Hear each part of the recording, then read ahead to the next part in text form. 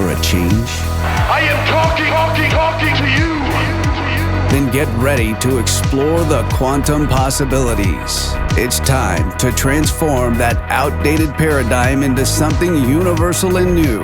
Time to uncover the truth hidden beneath the veil of lies. A time to think outside the box as we link to a higher consciousness. Welcome to the Awakening. And now the hosts of Broadcast Team Alpha, Nori Love and Augie Nost. Well, hello all you beautiful, brilliant beings. Thank you for being here again tonight on Broadcast Team Alpha, where we bring you cutting-edge conversations while exploring the quantum possibilities. And tonight we have a cutting-edge conversation that's going to happen. And I just want to begin to unpack what's going to happen tonight by telling you that I've been with a lot of people when they died. Hundreds. Some of them I was supporting in their transition. Some I was fighting to keep them alive. And some, just without any warning, surprised me and died. But here's the thing that they all had in common. It was lights on, and then it was lights off. And when they left, they felt gone. And they left a void in the room that was palpable to me, despite their body still being there. I've seen emanating essences move from the body, which, dovetails perfectly into what we're going to discuss tonight, and what Dr. Swanson's book tackles some questions too. We're going to talk about the nature of soul, afterlife, and while I was doing research on his website, synchronizeduniverse.com, I came across a quote from somebody who had a near-death experience. And for all of the people in the community, you may have noticed that there's been an exodus of many people in our community. So for all of our friends who have lost their parents or their dogs and their cats, their loved ones, for Judith Tremaine, Linda Eubanks, Cher Lynn, Godspeed, and Joanna McCoy, who's in hospice tonight, the quote that I wanted to open the show with is that the person who had the near-death experience said, "You will never be any less alive than you are right now." So, Augie, with that, I'd like to throw you this hot potato so you can tell us about Dr. Swanson. Oh, thank you. I love potatoes, Snorri. You're so Norwegian. Yeah, that's, and of course, our guest, Dr. Claude Swanson. Swanson is a Swedish name, so we're kind of neighbors over there. But from jokes aside here, he is probably going to be one of the most interesting people that you will hear in a long time. He's a physicist, and I want to say a few things about him that actually will maybe put a little more seriousness on what we're going to talk about tonight. See, he is a physicist that has broken out of the box. And he was educated inside the box at MIT and Princeton at the very highest end of physics. And he did postgraduate work at Princeton, I couldn't say that right, Princeton and Cornell University on the design, now listen, on the design of superconducting plasma containment vessel for fusion energy systems. Wow. That is a little bit more difficult and complicated than making widget. Yeah. Do you think? Yeah. And he has worked in the private industry in both in aviation and nuclear and several other places, but also within as a contractor for the dark projects of government. And pretty much anything they do is dark. So in doing so, he found out that the textbooks, even at the university level, did not teach the whole story. And that is why he now is studying and working in what is called applied physics and unconventional physics. And I tell you, that is where the fun stuff and the magic is. And we will hear more about that tonight. And here's a hint. He's written 3 books. One of them is The Synchronized Universe. Another one, Life Force, the scientific basis for it. And the third one, Science of the Soul. Now, those 3 books doesn't sound like mainstream science, so this is going to be good, folks. So there is now a scientific and somewhat of an explanation for the afterlife, the soul, telepathy, life, and even ghosts. So without any more, welcome to the show, Claude. Welcome. Well, thank you both. It's great to be here. So Wonderful good. talking to you. So good. I couldn't have done any worse than setting you up for this. No, that was actually really good. So Claude, I kind of alluded to soul and, the nature of soul, leaving the body and things like that. But I have to ask you, how did you get to where you are today? In this realm, working the way that you're working now, outside of mainstream. How did that all happen? Sure.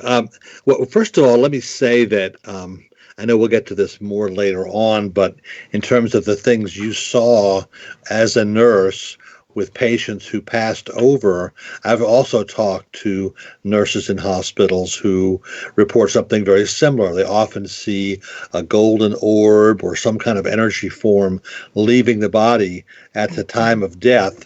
And as we were talking earlier, 100 years ago, a doctor named McDougall would put his patients on a calibrated scale and weigh them at the time of death.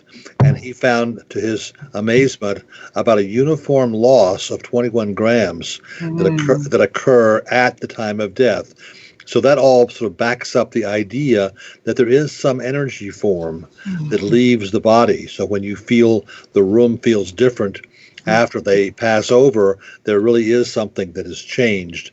And the essence of the personality has left with that energy form. That is the soul energy. And that's what my third book is all about. I love that. But let me back up a little bit, though. So Claude, I just want to say one thing to that. It is so dramatic that I remember I was working a night shift. It was probably 3 a.m. because people like to die around 3 a.m. And I had my back to the patient who was doing rather well. I was working in the burn and the trauma ICU. And I turned to my back to the patient, looked at the monitor, was doing a few things. Then I turned around and it was literally like somebody turned the light off. And I said, "Did you leave me?" I mean, it was that palpable. It was crazy. They were probably waiting for you to not turn be around. paying attention. Exactly. Yeah, they didn't want to upset you. Well, I've done a lot of research in the third book on what dying patients go through, as I'm sure you know a lot about too. But Elizabeth Kubler-Ross was one of the pioneers in the early days who would talk to patients who were nearing death, and they get a lot of help in crossing over. From our perspective, it may seem kind of scary, but their relatives who have already passed over come and visit them absolutely. and talk to them, and they prepare them for what to expect. And so they become more and more optimistic and looking forward to that transition. And I remember my father when he was dying. I think he was pretty skeptical about the afterlife for a long, long time. But in the last days and weeks, he was often talking to invisible people in the room. And I feel sure that his relatives came to help him to ease the transition too. So the amazing thing about death is that we have a lot of help in the spirit world. And the big problem, of course, is our Western science doesn't recognize spirits. They don't have a place for science, for spirits to be understood. So let me back up to how I got to doing this from a scientific perspective. As you said, I went through the some standard Western physics education, and intuitively, I was always looking for something deeper. I felt there was something that was left out because I was looking for a theory that pulled everything together. To me, the equations and the ideas that make up modern physics are ad hoc. They're things people made up that will give you the right answers to experiments, but they don't really explain at a deep philosophical level what's going on. And I felt there is a connectedness to the universe. That was my sense anyway, and it was not in the present theories. So in the 1980s, I was doing research, consulting in the government, and I heard rumors about something called remote viewing. Yeah. And that was my first time I ever heard about it. And of course, if you do a lot of research and reading, you hear these stories, but you never know what to make of them. Do you believe them? Is it just a rumor? Is it a fantasy? But I was hearing it from people who were hardcore, nuts and bolts, no nonsense people, and they were telling me that this stuff works and can be very highly accurate. So the scientist in me says, wait a minute, now we have something we can do experiments with, we can test. So in the later years, and I also realized that may be the answer to what I was looking for, what was missing in the present scientific theory that needs to be added. So ever since then, for the last 30 years or so, I've been looking for other phenomena that are left out of Western physics and yet have very good evidence that they actually occur. And how can we explain it? What forces have we left out that we need to include to be able to account for these things? And so that was how my first book, Synchronized Universe, got started, because it was apparent to me that paranormal phenomena, and I go through all the different kinds of paranormal phenomena in that book, and you could explain them if you believe that we live in a multiverse where the reality that we consider to be real is sort of a frequency that we're synchronized with. We see the matter we're synchronized with. That to us is real, but we can shift that frequency into another dimension and see other things or pass through walls, all kinds of amazing things that happen in the paranormal. So that was one of the first things that came up to me. The second thing that was missing in Western physics, in my opinion, is something that the Chinese call qi, the Hindus call prana, Wilhelm Reich called orgone. It keeps getting rediscovered. It's a special energy that's not in Western science. The Russians have called it torsion and have been doing intense research for almost 50 years on this subject. And I realized that was the answer to what else is missing. So that's what my other work has been based on. And that's really the energy that makes up the soul. So say that one more time. What's the energy that makes up the soul? It's called torsion. Torsion. Torsion. That's one name for it. Yeah. Mm-hmm. And the Russians describe it as a twisting of space-time. Mm-hmm. It's been left out of our Western theories, but it explains so many of the strange phenomena that happen in the paranormal. Yeah, in fact, the Russians were the first ones that did the research on this, and they are the first one that came up with this concept of torsion. Back in the 50s, Nikolai Kozyrev discovered it. However, as you learn more and research it more, I suspect that the German work back in the 30s on flying saucers and unusual energy sources might have been the real origin, because some of those scientists came to Russia after World War II. So it's possible that those ideas might have infiltrated into Kozyrev, but we don't really know that. I think they read a lot of the material of Wilhelm Reich, probably. I'm sure that's true. Yeah, I'm sure, exactly. They all fit together. It all fits together. Yeah. So anyway, that's what I've been trying to do is develop a theory which kind of includes consciousness and these special energies of the paranormal, and explain a lot of phenomena that seem to be very real, but they're not accepted by Western science right now. So in our little write-up where we were introducing you, we said the science of the soul, the afterlife, and the shift. Like these were topics that we were going to talk about. And I'm not a physicist, so I don't know about torsion, but does torsion and what we don't know factor into this shift that we're going through right now? And is there anything that you can offer, we who are feeling the roller coaster, of what we're going through energetically? I think so. I have a little theory for how it fits together. First of all, torsion is an energy that you can feel when you go to a place like Stonehenge or Avebury or a sacred site or in Egypt, the Giza Plateau.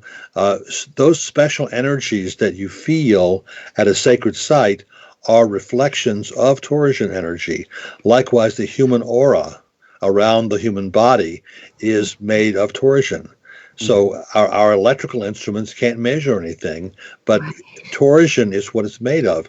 So it's kind of around us all the time, and it plays a role in things we're familiar with. What I believe is happening with the shift, and this is just my theory based on circumstantial pieces I've put together, is that this torsion energy also exists in space. It's called dark energy and dark matter. That's what our astronomers call it. They don't have a clue what it is. For them, it's a fudge factor because they look at the space around galaxies and they see extra gravitation there. They can't explain it, so they make up something called dark matter, and they don't have a theory for it. But it looks to me as though it corresponds exactly to the Russian idea of left-handed torsion. And so this energy can exist in space. It'll gravitate, it'll hold together because it has gravitational force. So it'll pull together, and you can expect to find little clouds of this stuff, little lumps of concentrations of dark matter in space. Okay, that would be the expectation. And there's evidence to believe that we may be moving through a region of enhanced left-handed torsion. Our entire solar system may be moving into that. What we're seeing is, and this is from NASA data, that not only is the Earth heating up, but all the other planets are heating up too. Yeah. So it's not SUVs that are doing it, okay? There's some more general force that's affecting everything. We're seeing temperature increases. We're seeing more volcanism, more active atmospheres, a whole bunch of phenomena. David Wilcock has talked about this some, and Dmitriev in Russia has talked about it quite a lot. So there's evidence we're passing through a strange region of space that's causing physical changes we can measure, and it appears to me that left-handed torsion is probably the answer to what's causing it. Now, the interesting thing is it'll also cause psychological changes. It's been found to increase ESP and increase psychic ability, and therefore it will, if it's strong enough, trigger a consciousness shift on the planet as we move through it, especially if we go through what is predicted as a solar flash, where the sun spits out a lot of this energy that it's absorbed and hits the Earth with it. We'll get a very strong dose of left-handed torsion, and that could cause the kind of strong transitions of consciousness that are predicted by many clairvoyants. Interesting. So we have about 4 minutes till the break, but I wanted to ask you, so people are having what they're calling ascension symptoms. Yeah. Right. And, and me as a nurse, I notice the trends in people's symptoms, and I cannot deny what I am seeing.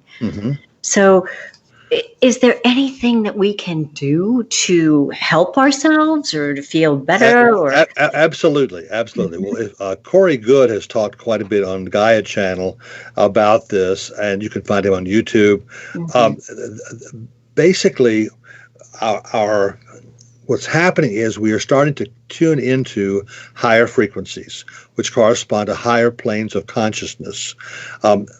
But it's important for us to learn how to control and regularize that connection, so we don't just go into it and out of it and kind of cause kind of a crazy flip-flop back and forth.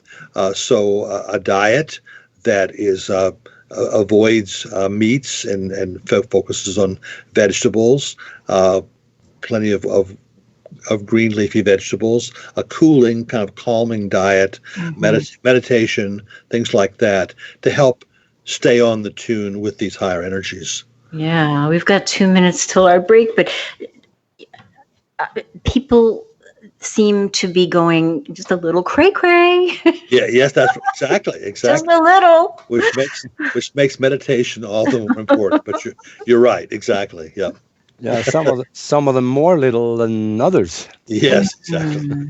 Yeah. Very, very interesting. I love this. So we're going to be taking a break in a minute. And when we come back, I would love to talk about some of the other amazing, theories and concepts, especially the afterlife. Because we were talking about the soul that can be measured as it leaves the body, 21 gram-ish, or some energy that leaves. And so I would love to talk about the afterlife, because with so many people exiting the planet, if we can bring a little bit of comfort, into the grief people are feeling, or quell our own fears, that would be wonderful. So absolutely, we'll see you on the other side. Well, okay. on this other side, not the other side.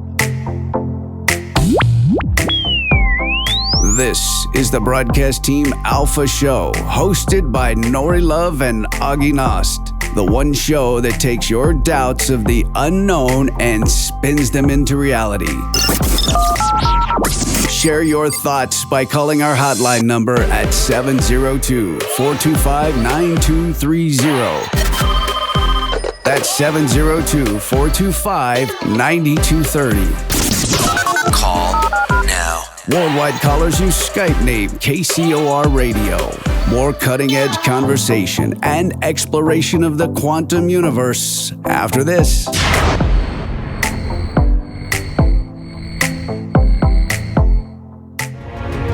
Immerse yourself in an epic journey through time, where ancient mysteries unfold within a story of love and betrayal, as well as a battle of good versus evil in The Emissary Book 1. The reader's favorite Gold Medal Award winner for Visionary Fiction 2019, the action and adventure of The Emissary continues in The Emerald Tablet, Book 2. The 2019's Bronze Medal Award winner, The Emissary and The Emerald Tablet. Toxins are everywhere, from the air we breathe to the food we eat and the water we drink. In a world where 80,000 known toxins and heavy metals threaten our very existence, how are you going to protect yourself and your loved ones? Introducing Pure Body Extra Strength, the world's first colloidal zeolite that helps trap and remove toxins as well as heavy metals from your body that are messing with your memory, clarity, sleep, and focus. Don't just take our word for it, or the testimonials from our thousands of happy customers. Check out the hundreds of articles and case studies on the National Institute of Health website proving zeolite's powerful ability to remove toxins. For a limited time, listeners to KCOR will receive 10% off their first order. To get started, go to trypurebody.com and enter promo code RADIO10. Again, that's trypurebody.com. Toxic junk is all around us, but now you can take back control of your health and protect yourself by detoxing with Pure Body Extra Strength. You'll be on your way to sleeping better, thinking more clearly, and feeling more energetic. Go to trypurebody.com right now and get started today. It's great. I think it's great. It's great. The all-new KCOR Digital Radio Network. Great. Please make a note of it. It's great. If ever a breed was affectionate to a fault, it's the Golden Retriever. They're people dogs, pure and simple. And the Golden Retriever Rescue of Southern Nevada needs your help. If you would like to volunteer, foster, adopt, or donate, go to the Golden Retriever Rescue of Southern Nevada's website at grrsn.org. That's grrsn.org. Or call 598-GOLD. That's 598-GOLD.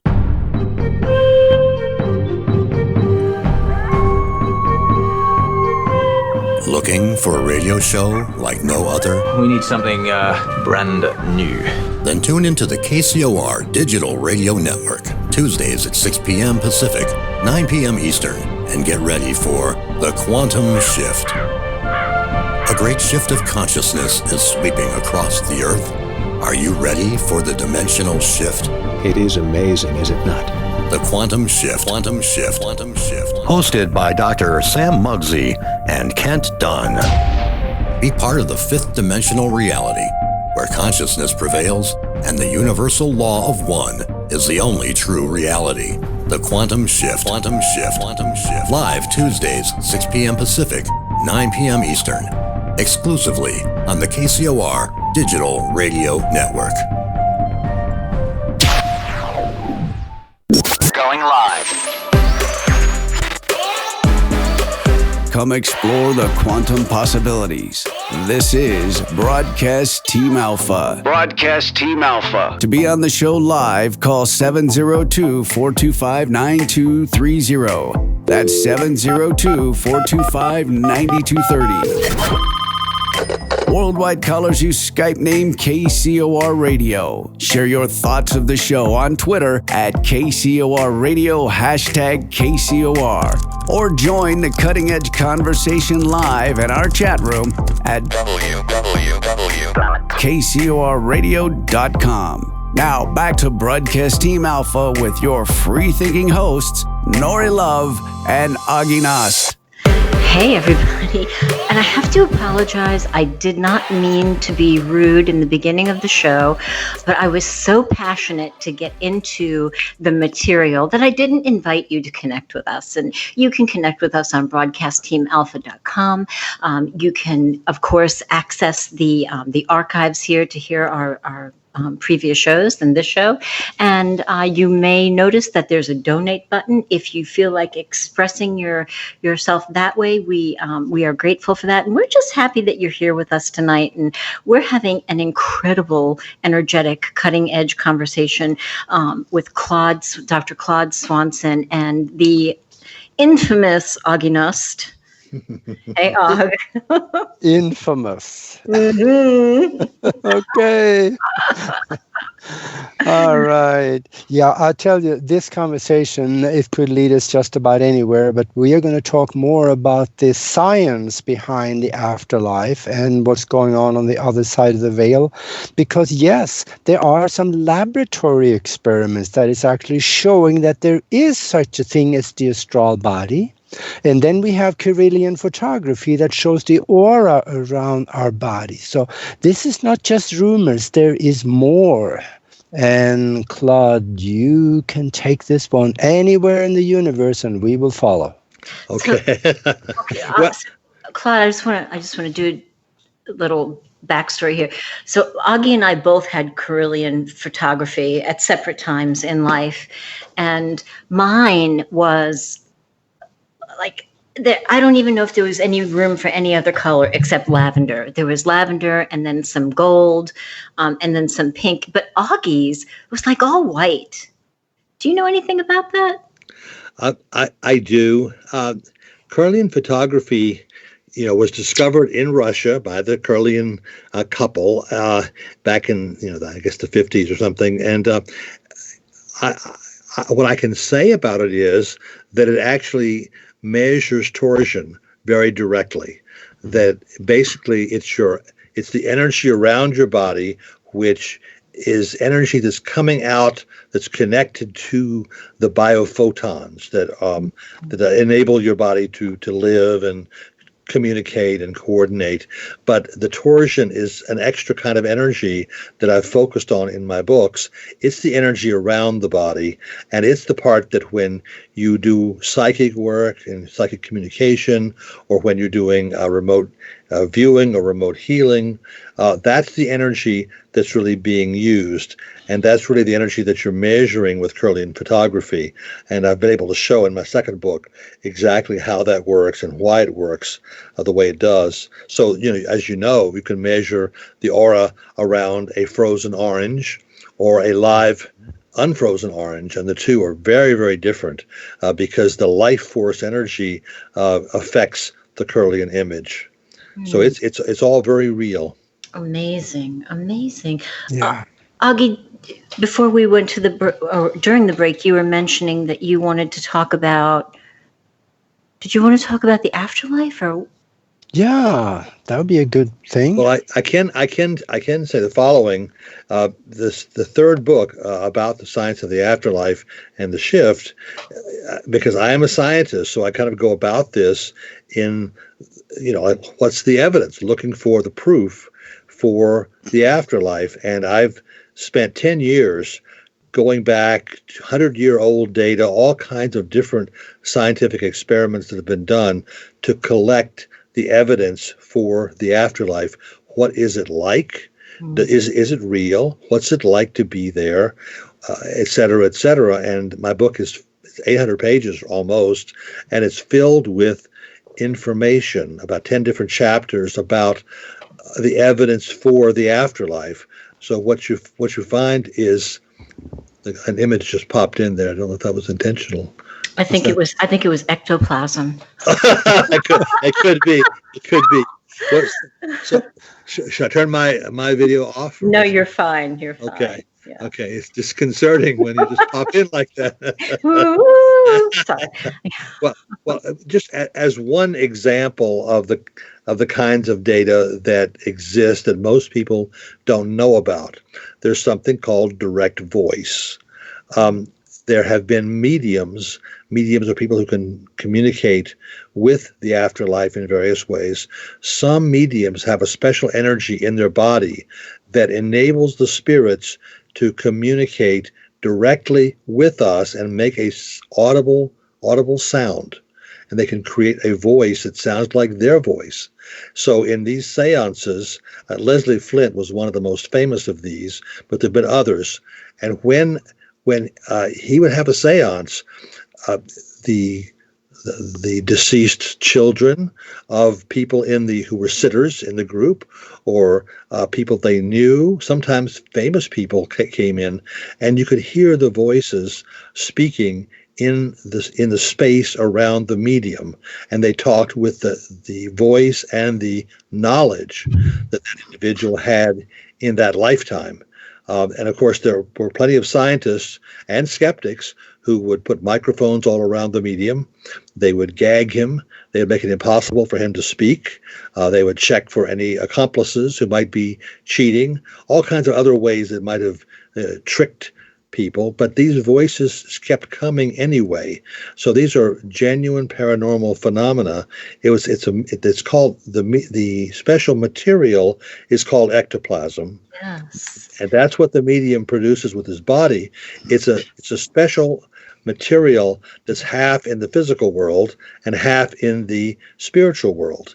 And I've been able to explain what that's made of in my book. I think the torsion plays an important part in ectoplasm.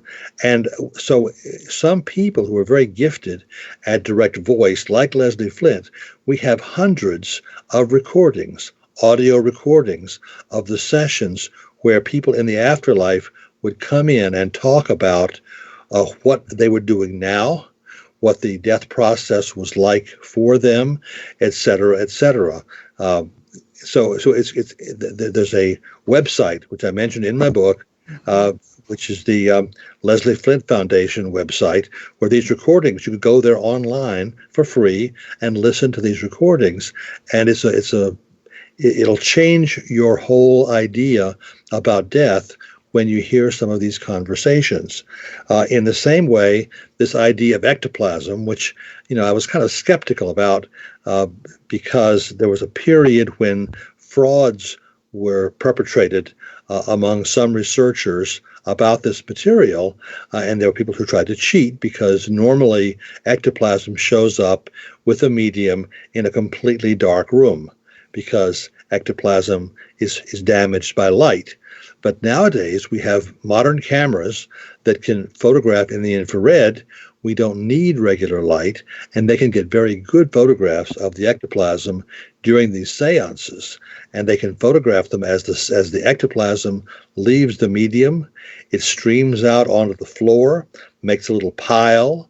Then a spirit who wants to materialize will climb into the pile and start rising up, and the ectoplasm takes the shape of a person in the afterlife who was chosen to be there in that event, in that seance. And that sounds like totally impossible and unbelievable, but I met a physicist who was a solid state scientist who was in South Africa working on diamond mining, and he had been able to go to some very gifted mediums there and seen some of these things and showed me the photographs. And I followed up his research after that. And so there's very solid evidence that these amazing things happen. So, so that's just for starters. There's so much evidence about the afterlife, and that's just one little snippet. I'm so glad that you explained that. Some of the pictures that I saw on your website or that led me from your website, synchronizeduniverse.com, showed pictures of these mediums, and they were blindfolded and they looked like they were really in pain. And I thought, who would ever want to do that? But I didn't really realize that it was, the naysayers trying to make sure that they weren't trying to pull a fast one. And I'm so glad that we have, more advanced methods now. But would you take a couple of questions from our chat room? Sure. All right. So Stacy said, have you ever heard about the Gray Collection souls on the moon? And do you have any thoughts about that? That's a new one. I don't know about that. Okay. Be Sexy at Any Age. That's what I'm talking about. Asks, where did that's her name or his name? I don't know. Okay. Where did the frill FRIL lizards come from? I don't know what that is. I don't either. I don't either. Let me ask a I don't want to say a better one, a different question. Starseed 65 said, "Do ghosts exist?" Yes, very, very much so. Yeah, very in 4D. Well, I don't know how many D's they're in, but but they're quite real. I mean, spirits in the afterlife. There's different types of ghosts, I guess, and spirits, but typically they're people who have passed over, and they're either stuck.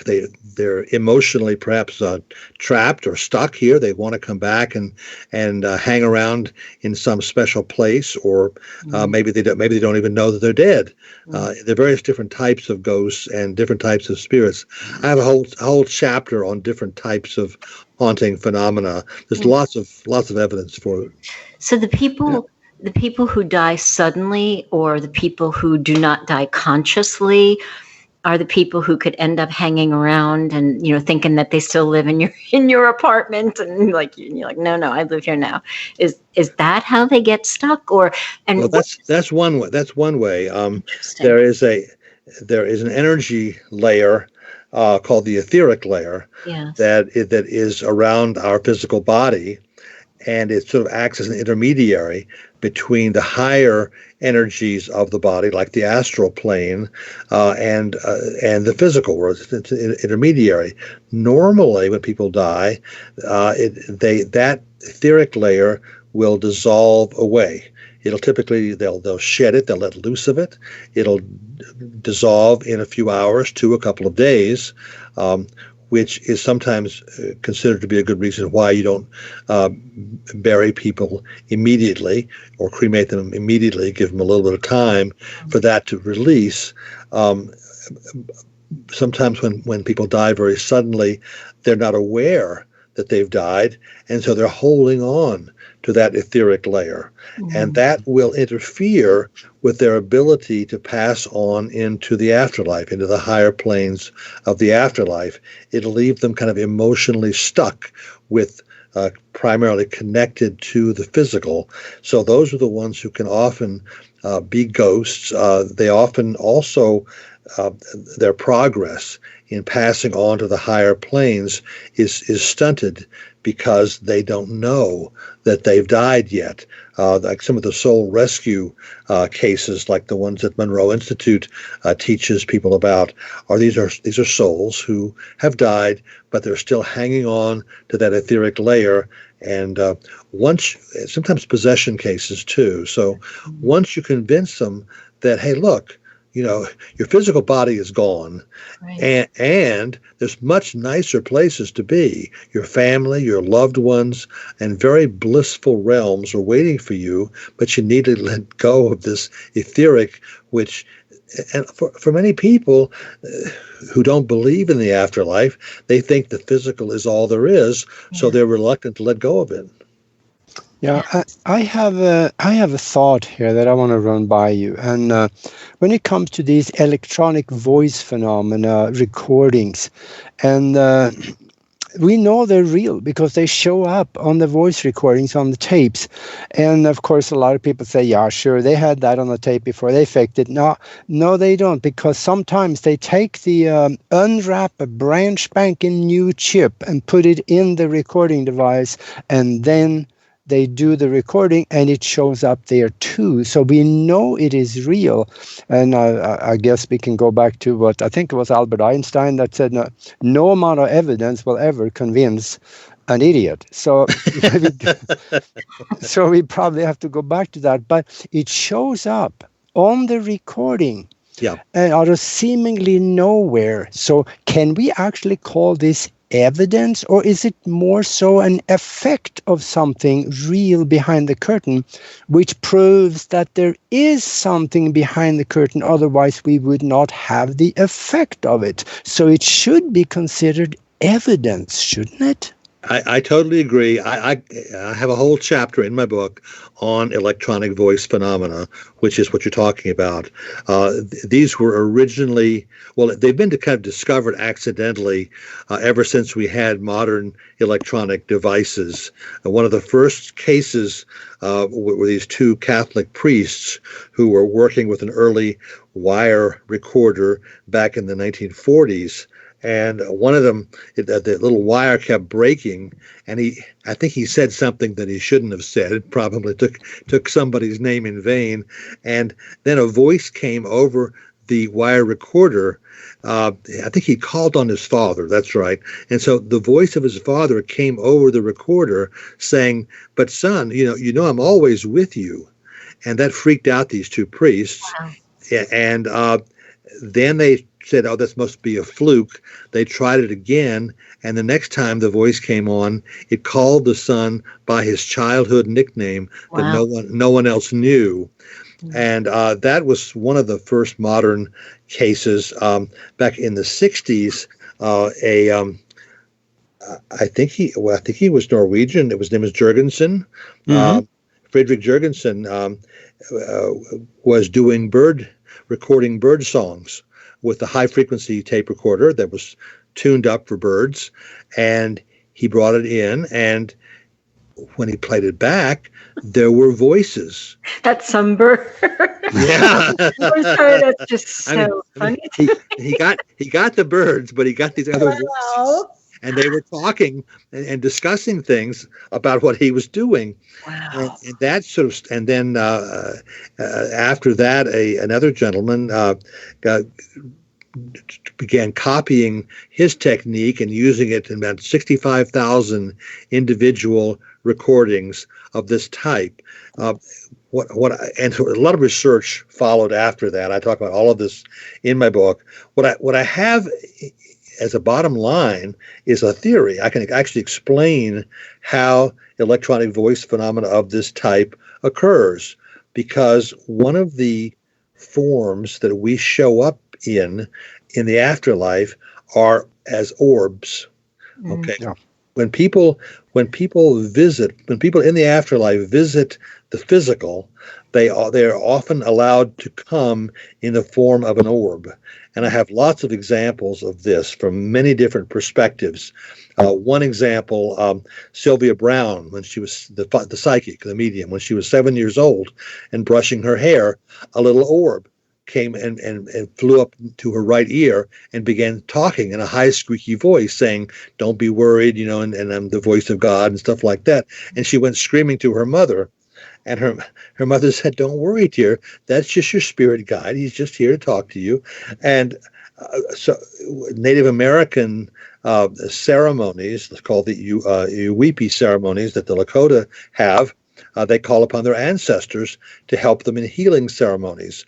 When they are in the lodge, it's all dark. They're doing their chanting. These orbs begin flying over their heads. And they're making high squeaking voices. That's how they talk. Likewise, the kahuna shamans in Hawaii call these the uhane. It's a type of form of the soul, which is a little orb that has a high squeaky voice. So this form is known in many different cultures, and it's like a little bubble that we're allowed to go back in to when we want to visit the physical world.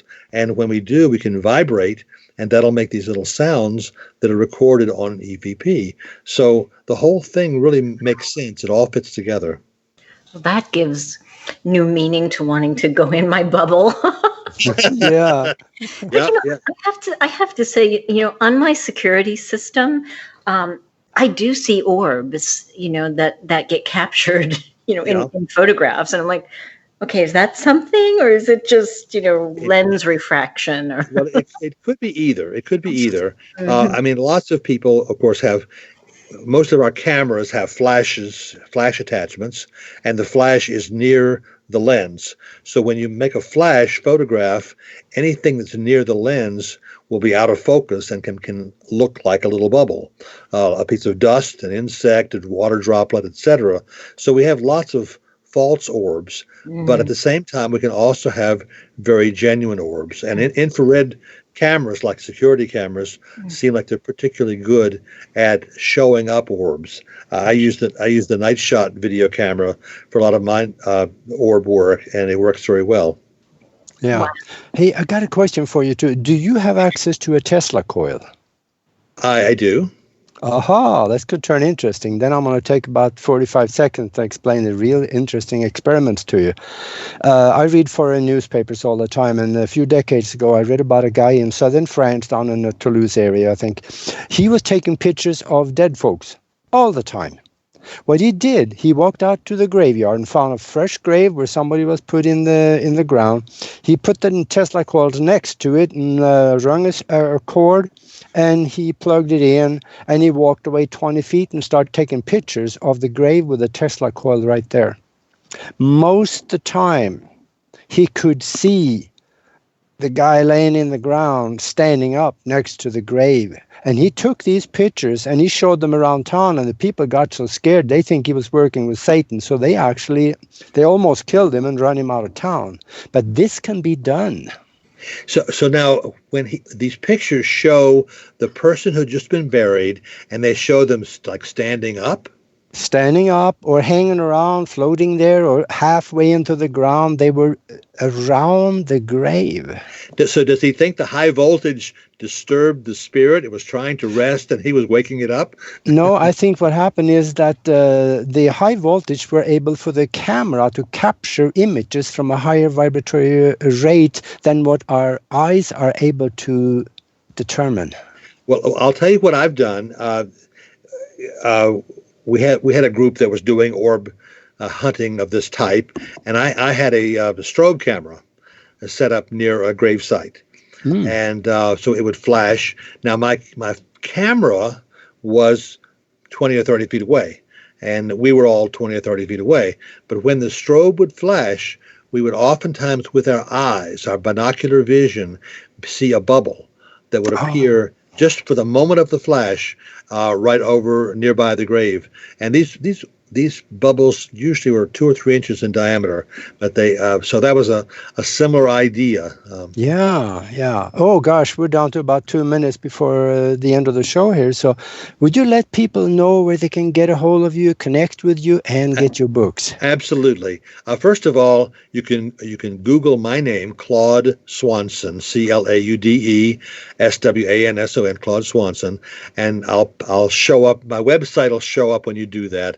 The website is www.synchronizeduniverse.com, and lots of information is there. You can also email me at claudeswanson@gmail.com. So the books are available on the website or emailing me directly. Wow.